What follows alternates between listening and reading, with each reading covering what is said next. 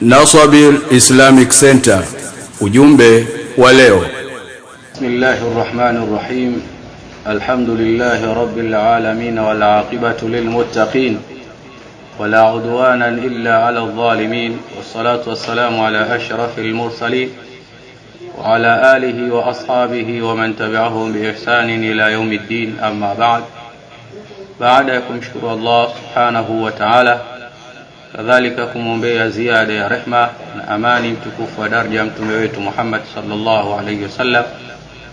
Kwa hakika leo tena tunaendelea na darasa yetu ya Ijue Funga ya Ramadhan, na leo tukiwa katika darasa yetu nambari 5.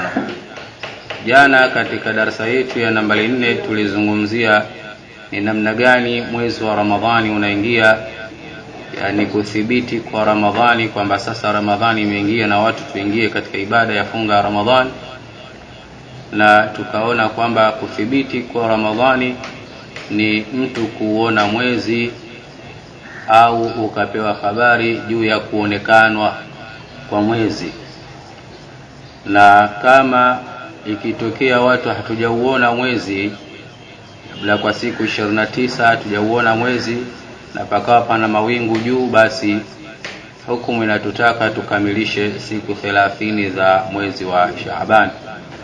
Lakini pia tukaona ili kuthibiti kuingia kwa mwezi wa Shawwal, bimaana ya kwamba kuondoka kwa mwezi wa Ramadhani ni kuonekana kwa mwezi wa Shawwal, au wakauona waislamu wawili ambao walikuwa waadilifu wakatoa shahada ya kwamba sisi tumeuona mwezi, basi hapo mwezi utakuwa umeondoka. Lakini jambo jingine pia tulizungumzia jana, waqtun nia, yani wakati wa nia katika funga ya Ramadhani. Tukaona kwamba nia, kama tulivyosema katika darasa zilizopita, ni nguzo katika nguzo za siyam. Na tukasema katika nguzo ama katika ibada hii ya somo ya Ramadhani ambayo ni wajib, nia yake inahitajika ifanyike usiku. Nia yake inahitajika ifanyike usiku. Lakini katika zile somo za sunna tukasema kwamba mtu anaweza akatia nia hata kipindi cha mchana, yani akakaa akajiona kwamba hajala, imefika mchana saa 7 saa 8, anaweza pale pale akatia nia kwamba siku ya leo nimefunga. Ama leo katika darasa yetu namba 5 tutazungumzia kitu muhimu sana katika ibada yetu hii ya funga Ramadhani, ambapo hapa leo tutazungumzia al-a'dharul mubiha lilfitri fi Ramadhan, yani zile udhuru ambao unaohalalisha mtu kufuturu ndani ya Ramadhani, yani kuto kufunga ndani ya Ramadhani. Nyudhuru au asbabi zinazomfanya mtu aweze au kupata uhalali wa kula mchana wa Ramadhani. Na hapa nyudhuru hizi ni nyudhuru ambazo zinamfanya mtu asifunge, lakini hapa tupeane tahadhari kwamba tunatakiwa na tahrimu ya mwezi wa Ramadhani, tunatakiwa tuna heshima ya mwezi wa Ramadhani. Inawezekana ukawa na asbabi, ukawa na udhuru wa kutokufunga mwezi wa Ramadhani, lakini sasa isiwe ikawa kwako wewe kufanya kero, ukawa unaonekana barabarani unakula, umefanya hivi. Ukiulizwa vipi, mimi nina udhuru bwana, mimi siwezi kufunga. Hata kama una udhuru, ukiwa unakula basi fanya stara kidogo, ili pasiwe na shida, na heshima ya mwezi wa Ramadhani ionekane. Ahlul ilm wanasema ni halali mtu kula mchana kuto kufunga Ramadhani kwa nyudhuru hizi zifuatazo. Udhuru wa kwanza, almaradhu walkibr. Almaradhu walkibr, ugonjwa na utu uzima.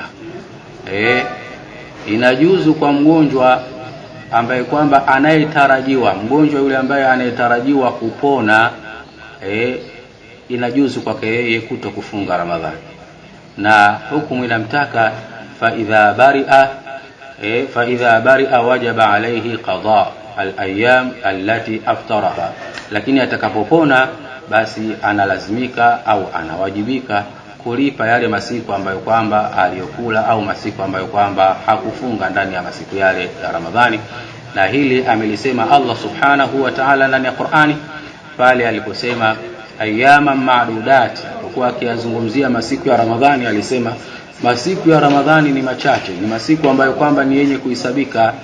Faman kana minkum maridan, basi yule ambaye kwamba atakayekuwa ni mgonjwa katika nyinyi, au ala safarin, au akawa ni yuko safarini, fa'iddatun min ayamin ukhra, basi anatakiwa aje kuyalipa katika masiku mengine, aje kuitimiza idadi ya masiku ya Ramadhani katika masiku mengine.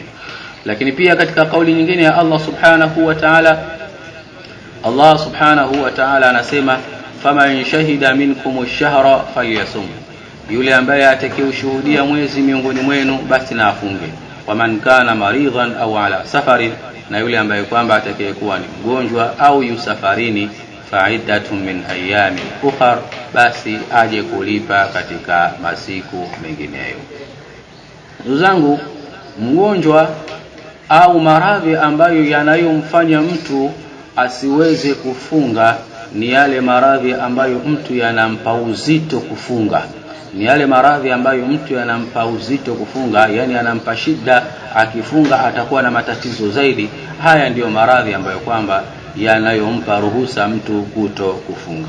Ama yale maradhi ambayo kwamba la yurja barquhu, hapa tunakwenda katika hukumu nyingine. Yale maradhi ambayo kwamba haitarajiwi mtu kufunga, huko tumeona kwamba yule mtu ambaye anayeumwa lakini maradhi yake anatarajiwa kwamba atakuja kupona, huyu tumesema kwamba atakula mchana wa Ramadhani, hatafunga, lakini baadaye atakuja kulipa.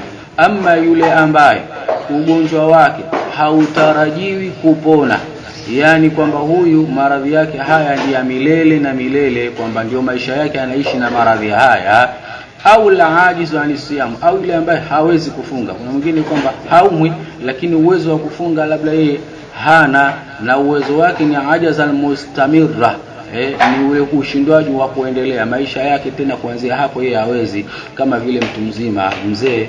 Huyu hukumu inasema fa innahu yuftiru, mtu huyu atafuturu, bi maana ya kwamba atakula mchana, wala yajibu alayhi alqadha, na wala hatolazimika kulipa, kwa sababu yeye shida aliyokuwa nayo ni ya milele.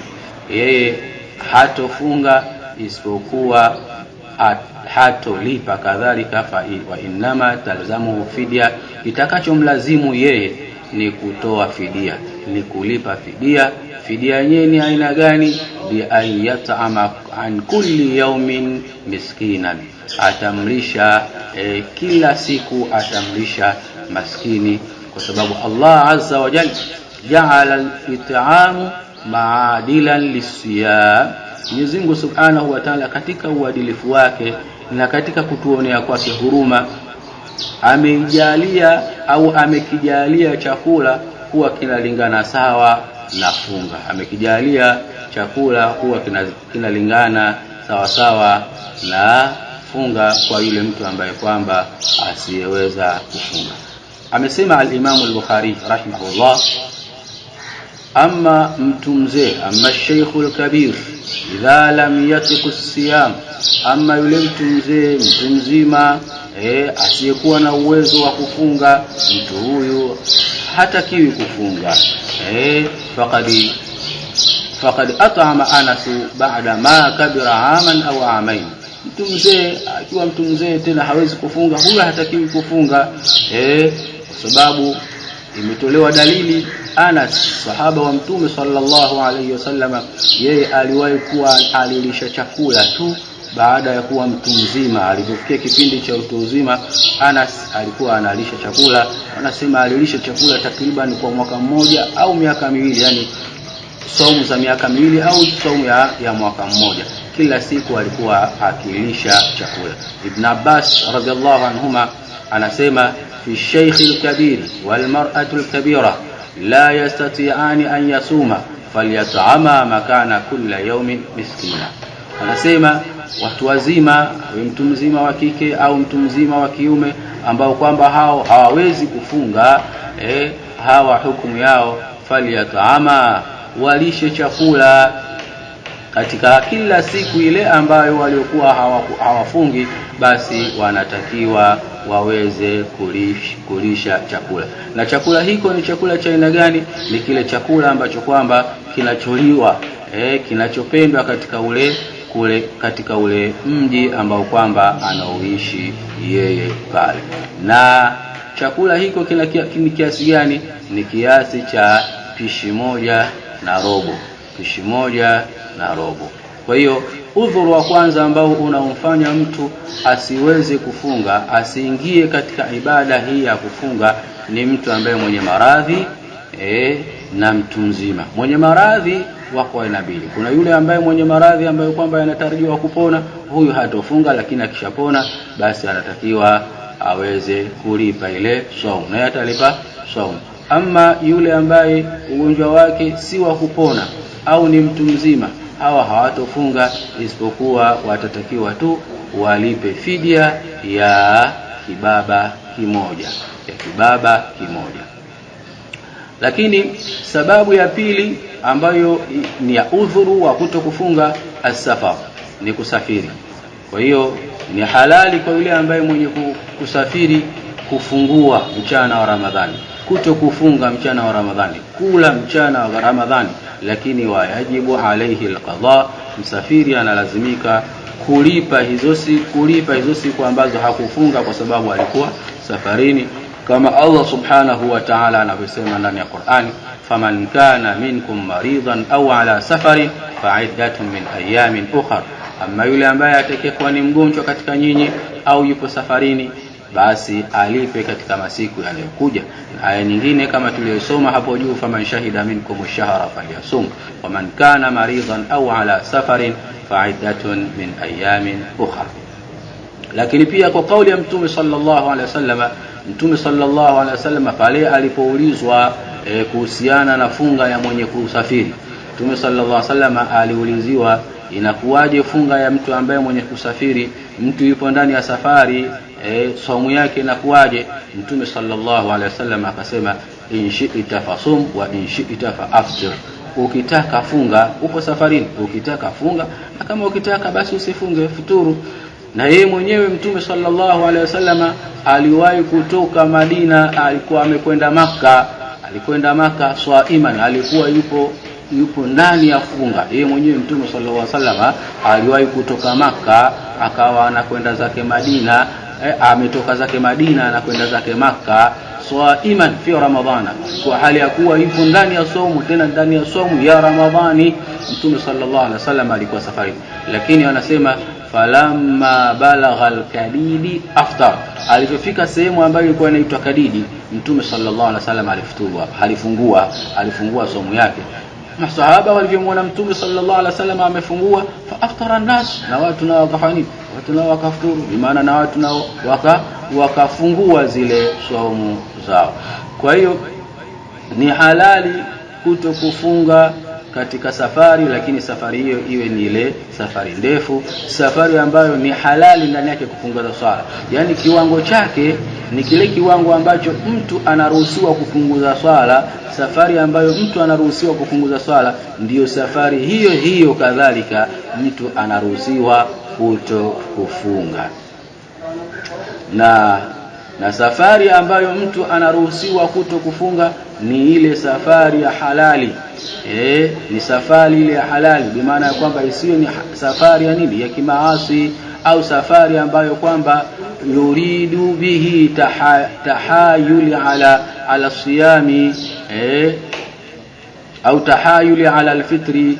Isiwe safari ambayo kwamba anakusudia katika safari ile apate uhalali wa kutokufunga. Nielewe hapa, safari ambayo mtu anaruhusiwa kutokufunga ni ile safari ambayo si ya kimaasi, na wala isiwe ni safari ambayo mtu anasafiri ili apate uhalali wa kutokufunga. Yani mwingine usahau, sasa kwa sababu Ramadhani imeingia, ngoja nitengeneze safari ya kuondoka, kwa sababu nikisafiri ninapata ruhusa ya kutokufunga. Isiwe safari kama hiyo.